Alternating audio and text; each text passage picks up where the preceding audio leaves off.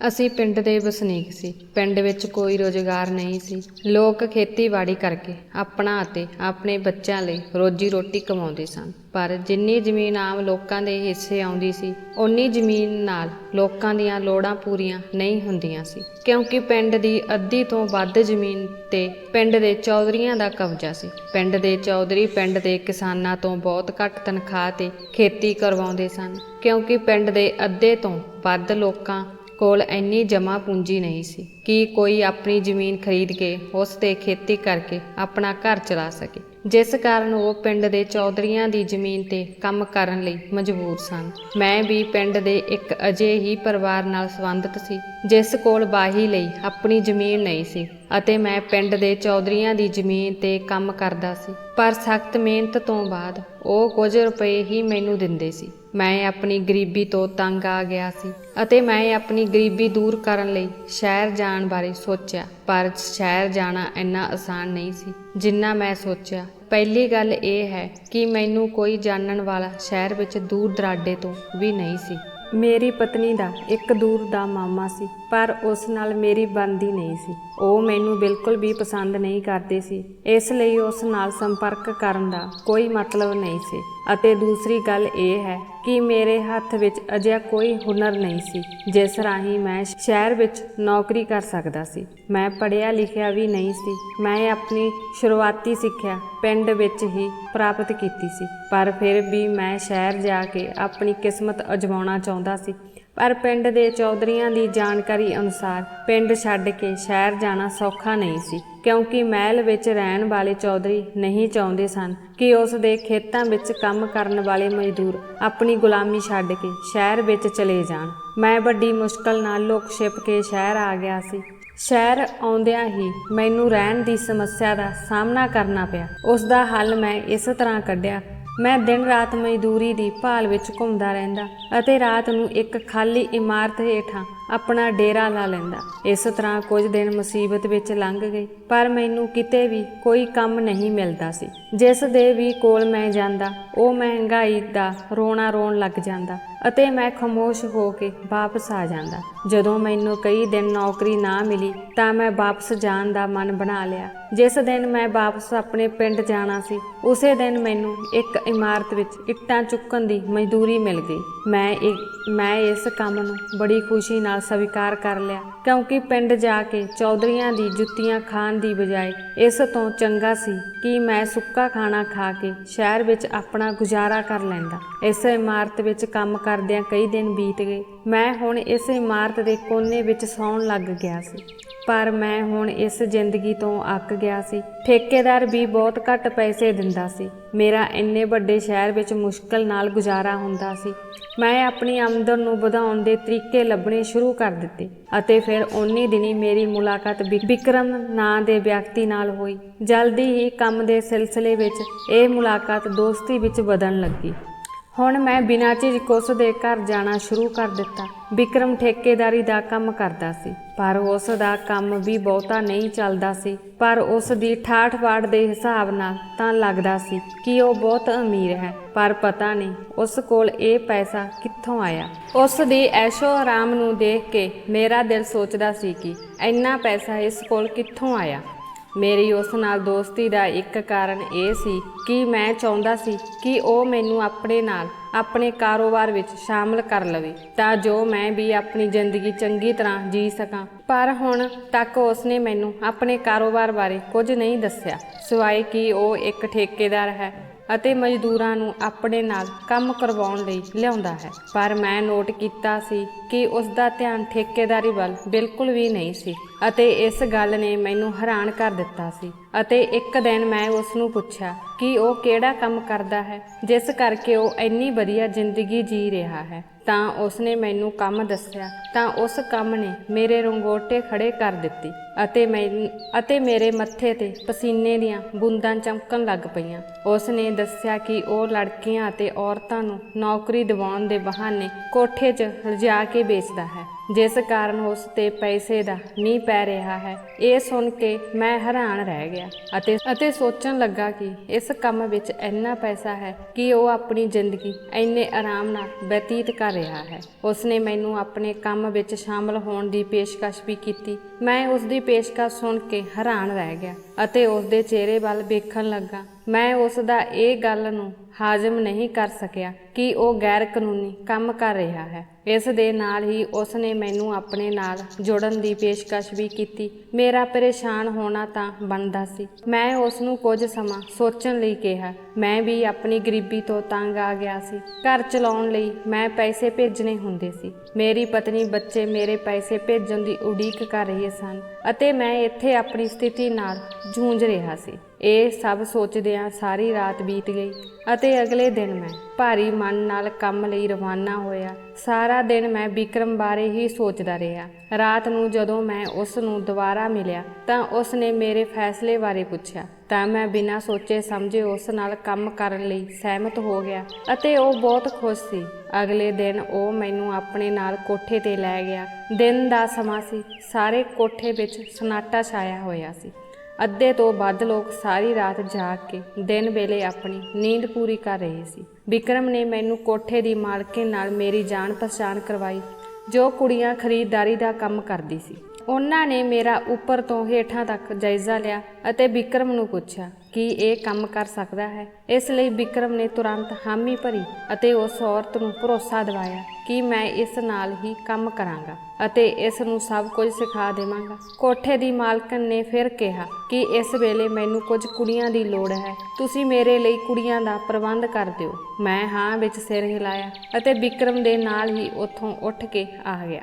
ਜਦੋਂ ਅਸੀਂ ਵਿਕਰਮ ਦੇ ਘਰ ਪਹੁੰਚੇ ਤਾਂ ਮੈਨੂੰ ਵਿਕਰਮ ਨੇ ਹੀ ਸਲਾਹ ਦਿੱਤੀ ਕਿ ਚੰਗੀ ਨੌਕਰੀ ਦੇ ਬਹਾਨੇ ਪਿੰਡ ਦੀਆਂ ਕੁੜੀਆਂ ਨੂੰ ਸ਼ਹਿਰ ਲਿਆ ਕੇ ਕੋਠੇ ਤੇ ਵੇਚ ਦੇ, ਕਿਉਂਕਿ ਉਹ ਵੀ ਇਸ ਤਰ੍ਹਾਂ ਦਾ ਕੰਮ ਕਰਦਾ ਸੀ। ਮੈਂ ਉਸ ਨਾਲ ਸਹਿਮਤ ਹੋ ਗਿਆ। ਉਸ ਨੇ ਮੈਨੂੰ ਇੱਕ ਪਿੰਡ ਦਾ ਪਤਾ ਦਿੱਤਾ ਜੋ ਸ਼ਹਿਰ ਤੋਂ ਜ਼ਿਆਦਾ ਦੂਰ ਨਹੀਂ ਸੀ। ਮੈਂ ਉਸੇ ਪਿੰਡ ਵੱਲ ਤੁਰ ਪਿਆ। ਵਿਕਰਮ ਇਹ ਕੰਮ ਇਕੱਲੇ ਨਹੀਂ ਕਰਦਾ ਸੀ, ਸਗੋਂ ਇਸ ਕੰਮ ਨੂੰ ਕਰਨ ਲਈ ਉਸ ਦਾ ਇੱਕ ਵੱਡਾ ਗੈਂਗ ਸੀ। ਹੁਣ ਮੈਨੂੰ ਅਹਿਸਾਸ ਹੋਇਆ ਕਿ ਇਸ ਪਿੰਡ ਵਿੱਚ ਕਈ ਅਜਿਹੇ ਆਦਮੀ ਮੌਜੂਦ ਸਨ ਜੋ ਵਿਕਰਮ ਦੇ ਭੇਜੇ ਹੋਏ ਸੀ। ਇਹ ਗਰੋਹ ਸਿਰਫ ਇਸ ਪਿੰਡ ਵਿੱਚ ਹੀ ਨਹੀਂ ਸਗੋਂ ਆਸ-ਪਾਸ ਦੇ ਪਿੰਡਾਂ ਅਤੇ ਇਲਾਕਿਆਂ ਵਿੱਚ ਵੀ ਸਰਗਰਮ ਸੀ। ਆਪਣੇ ਕੰਮ ਨੂੰ ਬੜੀ ਬਰੀਕੀ ਨਾਲ ਅੰਜਾਮ ਦੇ ਰਿਹਾ ਸੀ। ਮੈਂ ਆਪਣੇ ਠੇਕੇਦਾਰ ਨਾਲ ਗੱਲ ਕੀਤੀ ਅਤੇ ਕੁਝ ਦਿਨਾਂ ਦੀ ਛੁੱਟੀ ਮੰਗੀ, ਪਰ ਮੇਰਾ ਠੇਕੇਦਾਰ ਮੈਨੂੰ ਛੁੱਟੀ ਨਹੀਂ ਦੇ ਰਿਹਾ ਸੀ। ਇਸ ਲਈ ਮੈਂ ਕੰਮ ਛੱਡ ਦਿੱਤਾ। ਮੈਂ ਸਭ ਕੁਝ ਛੱਡ ਕੇ ਵਿਕਰਮ ਦੇ ਦੱਸੇ ਪਿੰਡ ਵੱਲ ਤੁਰ ਪਿਆ।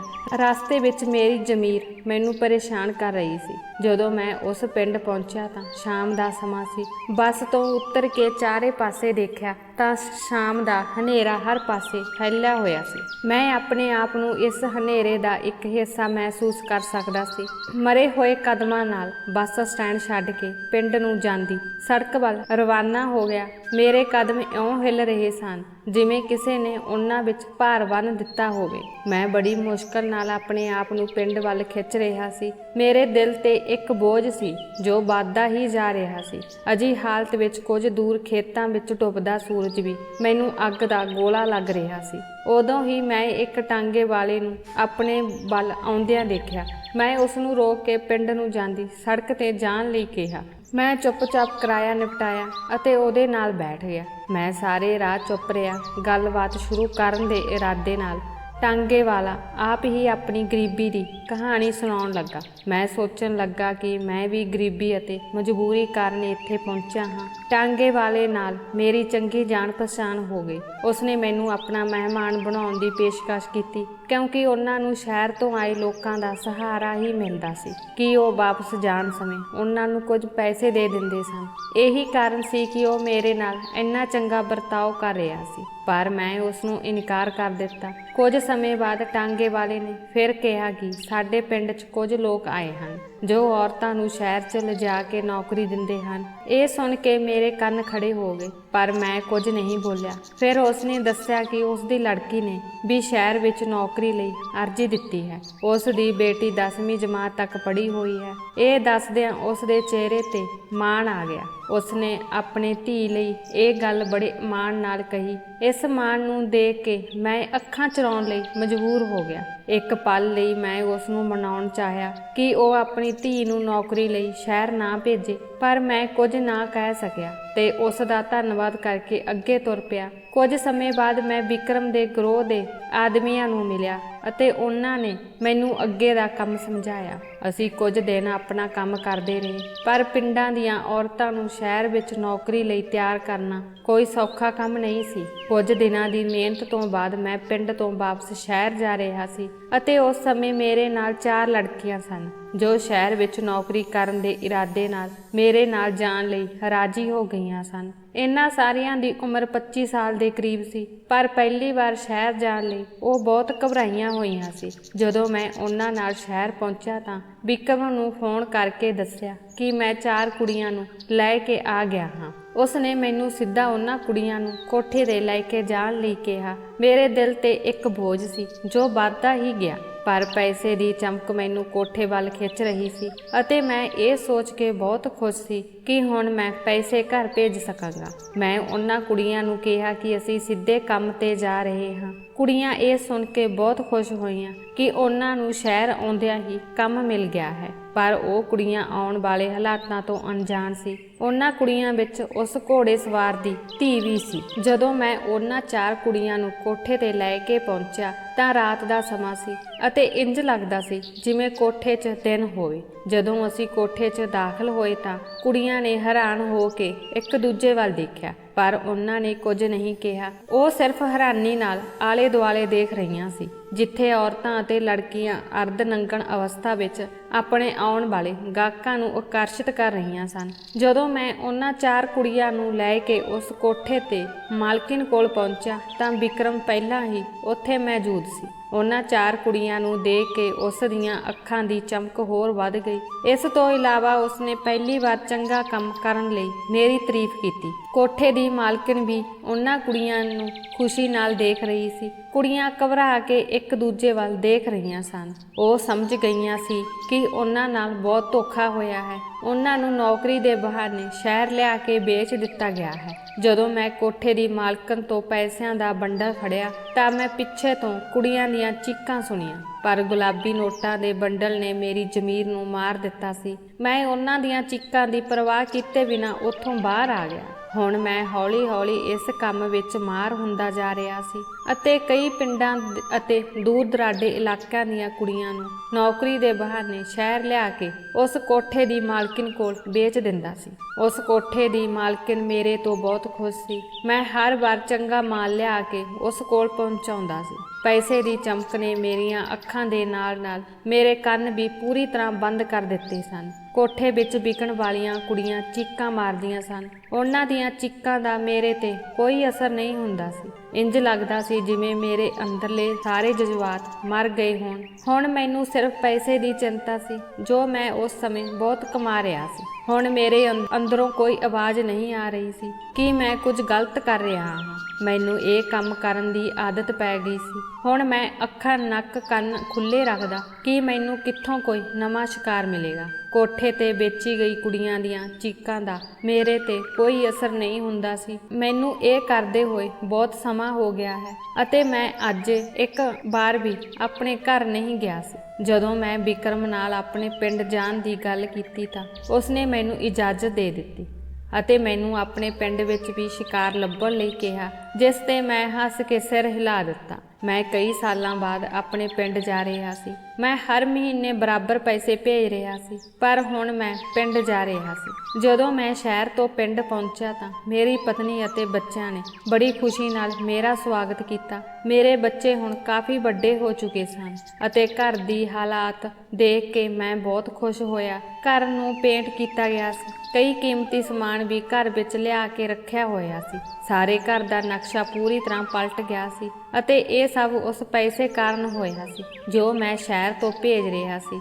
ਨਹੀਂ ਤਾਂ ਇੱਕ ਸਮਾਂ ਸੀ ਜਦੋਂ ਸਾਨੂੰ 2 ਟਾਈਮ ਦੀ ਰੋਟੀ ਵੀ ਨਹੀਂ ਮਿਲਦੀ ਸੀ ਅਤੇ ਕੋਈ ਪੁੱਛਣ ਵਾਲਾ ਵੀ ਨਹੀਂ ਸੀ। ਮੇਰਾ ਬੇਟਾ ਵੀ ਹੁਣ ਜਵਾਨੀ ਦੀ ਦਹਿਲੀਜ਼ ਤੇ ਪੈਰ ਰੱਖ ਚੁੱਕਾ ਸੀ। ਮੈਨੂੰ ਜਿੱਦ ਕਾਰਨ ਲੱਗਾ ਕਿ ਮੈਂ ਵੀ ਤੇਰੇ ਨਾਲ ਸ਼ਹਿਰ ਜਾਵਾਂਗਾ ਤੇ ਪੈਸੇ ਕਮਾਵਾਂਗਾ, ਪਰ ਮੈਂ ਉਸ ਨੂੰ ਝਿੜਕ ਕੇ ਚੁੱਪ ਕਰਾ ਦਿੱਤਾ। ਇਸ ਦੌਰਾਨ ਮੇਰੀ ਨਜ਼ਰ ਮੇਰੀ ਪਤਨੀ ਦੀ ਭੈਣ ਤੇ ਪਈ। ਮੈਂ ਉਸ ਨੂੰ ਦੇਖ ਕੇ ਪੂਰੀ ਤਰ੍ਹਾਂ ਹੈਰਾਨ ਰਹਿ ਗਿਆ, ਜੋ ਬਚਪਨ ਤੋਂ ਸਾਡੇ ਨਾਲ ਰਹਿ ਰਹੀ ਸੀ।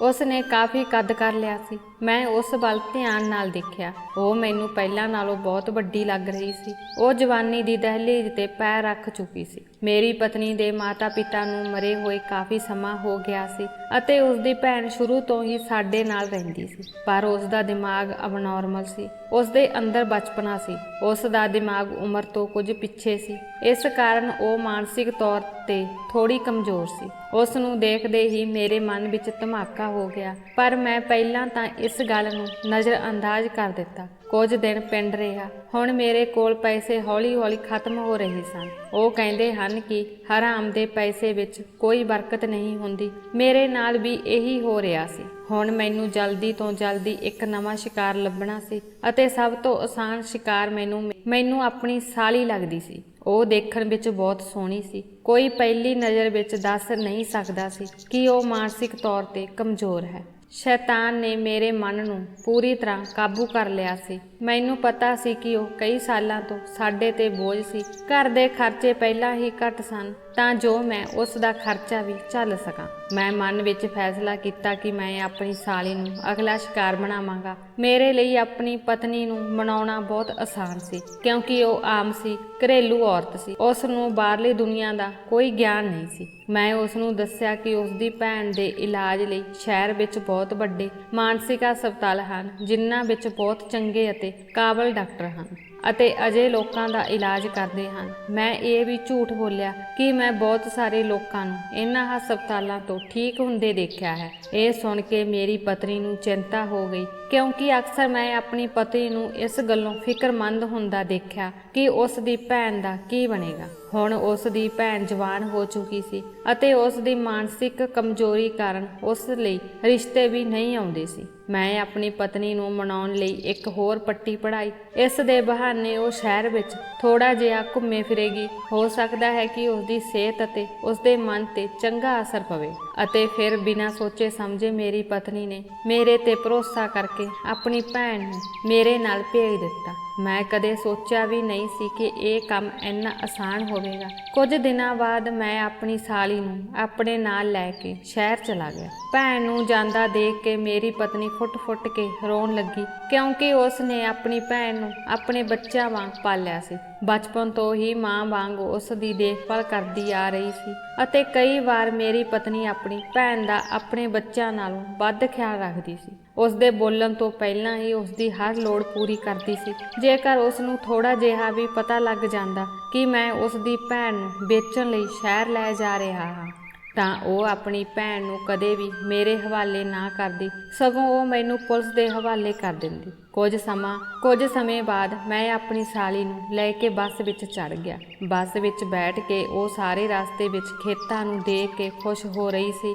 ਅਤੇ ਮੇਰੇ ਤੋਂ ਅਣਗਿਣਤ ਸਵਾਲ ਵੀ ਕਰ ਰਹੀ ਸੀ, ਪਰ ਮੈਂ ਉਸ ਦੇ ਕਿਸੇ ਵੀ ਸਵਾਲ ਦਾ ਕੋਈ ਜਵਾਬ ਨਹੀਂ ਦੇ ਰਿਹਾ ਸੀ। ਸਗੋਂ ਉਸ ਦੇ ਸਵਾਲ ਮੈਨੂੰ ਸਿਰ ਦਰਦ ਦੇ ਰਹੇ ਸਨ। ਮੈਂ ਜਲਦੀ ਤੋਂ ਜਲਦੀ ਇਸ ਮੁਸੀਬਤ ਤੋਂ ਬਾਹਰ ਨਿਕਲਣਾ ਚਾਹੁੰਦਾ ਸੀ। ਮੈਂ ਚਾਹੁੰਦਾ ਸੀ ਕਿ ਕਿਸੇ ਤਰ੍ਹਾਂ ਮੇਰੀ ਸਾਲੀ ਮੇਰੀ ਜ਼ਿੰਦਗੀ ਤੋਂ ਦੂਰ ਚਲੀ ਜਾਵੇ। ਸ਼ਾਮ ਤੱਕ ਸਾਡੀ ਬੱਸ ਸ਼ਹਿਰ ਪਹੁੰਚ ਗਈ। ਬੱਸ ਸਟੈਂਡ ਤੇ ਉਤਰ ਕੇ ਮੈਂ ਉਸ ਨੂੰ ਲੈ ਕੇ ਵਿਕਰਮ ਦੇ ਘਰ ਲਈ ਰਵਾਨਾ ਹੋ ਗਿਆ। ਜਦੋਂ ਉਸਨੇ ਇੱਕ ਕੁੜੀ ਨੂੰ ਮੇਰੇ ਨਾਲ ਆਉਂਦਾ ਦੇਖਿਆ ਤਾਂ ਉਸਨੇ ਸੋਚਿਆ ਕਿ ਮੈਂ ਕਿਸੇ ਨੂੰ ਨੌਕਰੀ ਦੇ ਬਹਾਨੇ ਲੈ ਆਇਆ ਹਾਂ, ਪਰ ਜਦੋਂ ਮੈਂ ਉਸ ਨੂੰ ਦੱਸਿਆ ਕਿ ਮੈਂ ਆਪਣੀ ਸਾਲੀ ਨੂੰ ਵੇਚਣ ਲਈ ਲੈ ਕੇ ਆਇਆ ਹਾਂ, ਉਹ ਹੱਕਾ ਬੱਕਾ ਮੇਰੇ ਮੂੰਹ ਵੱਲ ਦੇਖਣ ਲੱਗਾ। ਅਤੇ ਜਦੋਂ ਮੈਂ ਉਸ ਨੂੰ ਅੱਗੇ ਦੱਸਿਆ ਕਿ ਉਹ ਮਾਨਸਿਕ ਤੌਰ ਤੇ ਕਮਜ਼ੋਰ ਹੈ, ਤਾਂ ਉਸ ਨੇ ਮੈਨੂੰ ਇਹ ਕੰਮ ਕਰਨ ਤੋਂ ਵਰਜਿਆ ਸੀ। ਪਰ ਉਸ ਸਮੇਂ ਮੇਰੇ ਤੇ ਪੈਸੇ ਦਾ ਭੂਤ ਸਵਾਰ ਸੀ। ਮੇਰੇ ਕਾਫੀ ਜ਼ੋਰ ਪਾਉਣ ਤੋਂ ਬਾਅਦ ਵਿਕਰਮ ਨੇ ਵੀ ਮੇਰੀ ਗੱਲ ਮੰਨ ਲਈ ਅਤੇ ਫਿਰ ਅਸੀਂ ਕੋਠੇ ਵੱਲ ਰਵਾਨਾ ਹੋ ਗਏ। ਕੋਠੇ ਵਿੱਚ ਪਹੁੰਚ ਕੇ ਮੈਂ ਆਪਣੀ ਸਾਲੀ ਨੂੰ ਕੋਠੇ ਦੀ ਮਾਲਕਿਨ ਅੱਗੇ ਪੇਸ਼ ਕੀਤਾ ਅਤੇ ਉਹ ਵੀ ਉਸ ਦੀ ਸੁੰਦਰਤਾ ਦੇਖ ਕੇ ਖੁਸ਼ ਹੋ ਗਈ। ਪਰ ਜਦੋਂ ਮੈਂ ਉਸ ਨੂੰ ਦੱਸਿਆ ਕਿ ਉਹ ਮਾਨਸਿਕ ਤੌਰ ਤੇ ਕਮਜ਼ੋਰ ਹੈ, ਤਾਂ ਉਹ ਚਿੰਤਤ ਹੋ ਗਈ ਅਤੇ ਉਸ ਨੇ ਮੇਰੀ ਸਾਲੀ ਨੂੰ ਖਰੀਦਣ ਤੋਂ ਇਨਕਾਰ ਕਰ ਦਿੱਤਾ। ਮੈਂ ਕੋਠੇ ਦੀ ਮਾਲਕਣ ਨੂੰ ਮਨਾਉਣ ਦੀ ਬਹੁਤ ਕੋਸ਼ਿਸ਼ ਕੀਤੀ ਅਤੇ ਆਖਰਕਾਰ ਉਹ ਇਸ ਲਈ ਮੰਨ ਗਈ।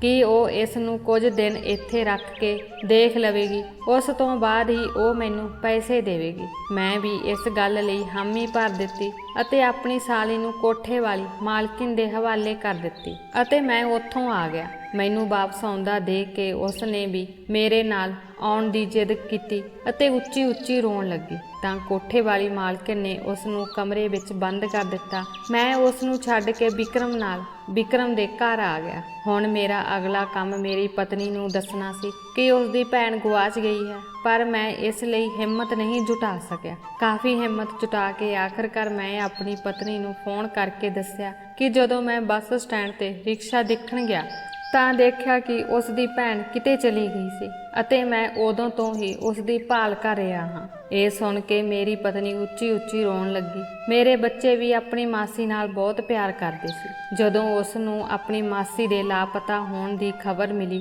ਤਾਂ ਉਹ ਵੀ ਰੋਣ ਲੱਗ ਪਈ। ਲੱਗਦਾ ਸੀ ਜਿਵੇਂ ਸਾਰਾ ਘਰ ਪਾਗਲ ਹੋ ਗਿਆ ਹੋਵੇ। ਇੰਨੇ ਵੱਡੇ ਸ਼ਹਿਰ ਵਿੱਚ ਇੱਕ ਮੁਟਿਆਰ ਦਾ ਲਾਪਤਾ ਹੋਣਾ ਕੋਈ ਛੋਟੀ ਗੱਲ ਨਹੀਂ ਸੀ। ਘਰ ਵਿੱਚ ਹਰ ਪਾਸੇ ਹਨੇਰੀ ਮਚ ਗਈ ਸੀ। ਮੈਂ ਆਪਣੀ ਪਤਨੀ ਨਾਲ ਵਾਅਦਾ ਕਰਕੇ ਫੋਨ ਕੱਟ ਦਿੱਤਾ ਕਿ ਮੈਂ ਉਸ ਦੀ ਭੈਣ ਨੂੰ ਲੱਭ ਲਵਾਂਗਾ ਅਤੇ ਆਰਾਮ ਨਾਲ ਸੌਣ ਲਈ ਲੇਟ ਗਿਆ। ਪਰ ਉੱਥੇ ਮੇਰੀ ਪਤਨੀ ਨੂੰ ਇੱਕ ਪਲ ਲਈ ਵੀ ਸ਼ਾਂਤੀ ਨਹੀਂ ਮਿਲ ਰਹੀ ਸੀ। ਉਹ ਆਪਣੀ ਭੈਣ ਲਈ ਬੁਰੀ ਤਰ੍ਹਾਂ ਤਰਸ ਰਹੀ ਸੀ ਅਤੇ ਮੈਂ ਆਪਣੇ ਹੱਥੀਂ ਇਹ ਸਭ ਕਰਕੇ ਸਾਰਾ ਤਮਾਸ਼ਾ ਦੇਖ ਰਿਹਾ ਸੀ।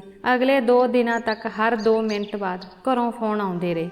ਮੇਰੀ ਸਾਲੀ ਬਾਰੇ ਪੁੱਛਦੇ ਰਹੇ। ਮੈਂ ਪਰਿਵਾਰ ਵਾਲਿਆਂ ਨੂੰ ਜਵਾਬ ਦਿੰਦਾ ਥੱਕ ਗਿਆ ਸੀ। ਮੈਂ ਉਸ ਨੂੰ ਸਿਰਫ ਇਹ ਕਹਿ ਰਿਹਾ ਸੀ ਕਿ ਮੈਂ ਉਸ ਨੂੰ ਲੱਭਣ ਦੀ ਕੋਸ਼ਿਸ਼ ਕਰ ਰਿਹਾ ਹਾਂ, ਪਰ ਉਹ ਨਹੀਂ ਮਿਲ ਰਹੀ। ਪਰ ਘਰੋਂ ਫੋਨ ਆਉਣੇ ਬੰਦ ਨਹੀਂ ਹੋ ਰਹੇ ਸਨ। ਇਸ ਲਈ ਮੈਂ ਅਜਿਹਾ ਕਦਮ ਚੁੱਕਿਆ ਕਿ ਮੈਂ ਉਹਨਾਂ ਦੀਆਂ ਕਾਲਾਂ ਚੁੱਕਣੀਆਂ ਬੰਦ ਕਰ ਦਿੱਤੀਆਂ। ਇਸ ਤਰ੍ਹਾਂ ਮੈਂ ਆਪਣੇ ਪਰਿਵਾਰ ਦੇ ਸਵਾਲਾਂ ਤੋਂ ਬਚ ਗਿਆ। ਮੈਂ 2 ਦਿਨ ਇੰਤਜ਼ਾਰ ਵਿੱਚ ਬਿਤਾਏ ਕਿ ਕੋਠੇ ਦੀ ਮਾਲਕਣ ਮੈਨੂੰ ਖੁਦ ਪੈਸੇ ਦੇਣ ਲਈ ਫੋਨ ਕਰਕੇ ਬੁਲਾਏਗੀ, ਪਰ ਜਦੋਂ ਉਸਨੇ ਫੋਨ ਨਹੀਂ ਕੀਤਾ ਤਾਂ ਮੈਂ ਖੁਦ ਕੋਠੇ ਤੇ ਜਾ ਕੇ ਪੈਸੇ ਇਕੱਠੇ ਕਰਨ ਦਾ ਫੈਸਲਾ ਕੀਤਾ। ਮੈਂ ਵਿਕਰਮ ਨਾਲ ਕੋਠੇ ਲਈ ਰਵਾਨਾ ਹੋ ਗਿਆ ਕਿਉਂਕਿ ਮੈਨੂੰ ਮਹਿਸੂਸ ਹੋ ਰਿਹਾ ਸੀ ਕਿ ਮੇਰੀ ਸਾਲੀ ਨੇ ਸ਼ਾਇਦ ਕੋਈ ਹਰਕਤ ਅਜਿਹੀ ਨਾ ਕਰ ਦਿੱਤੀ ਹੋਵੇ ਜੋ ਉਹ ਗੁੱਸੇ ਵਿੱਚ ਆ ਕੇ ਮੈਨੂੰ ਪੈਸੇ ਦੇਣ ਤੋਂ ਇਨਕਾਰ ਕਰ ਦੇਵੇ।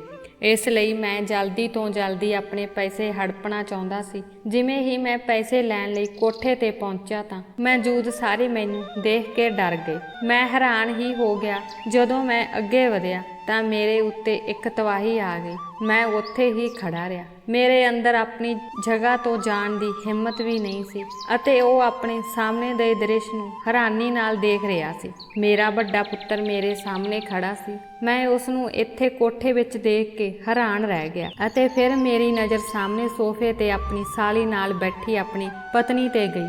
ਇਹ ਨਜ਼ਾਰਾ ਦੇਖ ਕੇ ਮੇਰੀਆਂ ਲੱਤਾਂ ਵਿੱਚ ਬਚੀ ਜਾਨ ਵੀ ਨਿਕਲ ਗਈ ਸੀ। ਮੇਰੀ ਪਤਨੀ ਦੇ ਨਾਲ ਨਾਲ ਬਹੁਤ ਸਾਰੇ ਪੁਲਿਸ ਵਾਲੇ ਖੜੇ ਸਨ। ਵਕੀਲ ਮਾਮਾ ਜੀ ਵੀ ਉੱਥੇ ਹੀ ਖੜੇ ਸੀ ਜਿਨ੍ਹਾਂ ਨਾਲ ਮੇਰੀ ਅੱਜ ਤੱਕ ਨਹੀਂ ਬਣੀ ਸੀ। ਉਹਨਾਂ ਨੂੰ ਦੇਖ ਕੇ ਮੇਰੇ ਪੈਰਾਂ ਹੇਠੋਂ ਜ਼ਮੀਨ ਨਿਕਲ ਗਈ। ਹੁਣ ਮੈਂ ਹਰ ਪਾਸਿਓਂ ਘਿਰ ਗਿਆ ਸੀ। ਮੇਰੀ ਪਤਨੀ ਅਤੇ ਪੁੱਤਰ ਦੀਆਂ ਨਜ਼ਰਾਂ ਵਿੱਚ ਮੇਰੇ ਲਈ ਨਫ਼ਰਤ ਸੀ ਅਤੇ ਮੈਂ ਉਹਨਾਂ ਨਾਲ ਨਜ਼ਰ ਨਹੀਂ ਮਿਲਾ ਰਿਹਾ ਸੀ। ਮੈਂ ਮੁਜਰਿਮ ਵਾਂਗ ਸਿਰ ਝੁਕਾ ਕੇ ਖੜਾ ਸੀ। ਮੇਰੇ ਵਿੱਚ ਸਿਰ ਝੁਕ ਕੇ ਉਹਨਾਂ ਲੋਕਾਂ ਵੱਲ ਦੇਖਣ ਦੀ ਹਿੰਮਤ ਵੀ ਨਹੀਂ ਸੀ। ਮੇਰੀ ਪਤਨੀ ਅਤੇ ਬੇਟਾ ਮੈਨੂੰ 2 ਦਿਨ ਤੋਂ ਲਗਾਤਾਰ ਫੋਨ ਕਰ ਰਹੇ ਸਨ, ਪਰ ਮੈਂ ਉਹਨਾਂ ਦੀਆਂ ਕਾਲਾਂ ਦਾ ਜਵਾਬ ਨਹੀਂ ਦੇ ਰਿਹਾ ਸੀ। ਮੈਂ ਉਸੇ ਸਮੇਂ ਨੂੰ ਕੋਸਣ ਲੱਗਾ ਕਿ ਮੈਂ ਇਹਨਾਂ ਲੋਕਾਂ ਦੇ ਫੋਨ ਦਾ ਜਵਾਬ ਕਿਉਂ ਨਹੀਂ ਦਿੱਤਾ। ਘੱਟੋ ਘੱਟ ਅੱਜ ਮੈਨੂੰ ਆਪਣੇ ਪਰਿਵਾਰ ਦੇ ਸਾਹਮਣੇ ਸ਼ਰਮਿੰਦਗੀ ਦਾ ਸਾਹਮਣਾ ਨਾ ਕਰਨਾ ਪੈਂਦਾ। ਮੈਂ ਆਪਣੀ ਥਾਂ ਤੇ ਖੜਾ ਰਿਹਾ। ਸਾਹਮਣੇ ਖੜਾ ਮੇਰਾ ਬੇਟਾ ਲਾਲ ਅੱਖਾਂ ਨਾਲ ਮੇਰੇ ਵੱਲ ਦੇਖ ਰਿਹਾ ਸੀ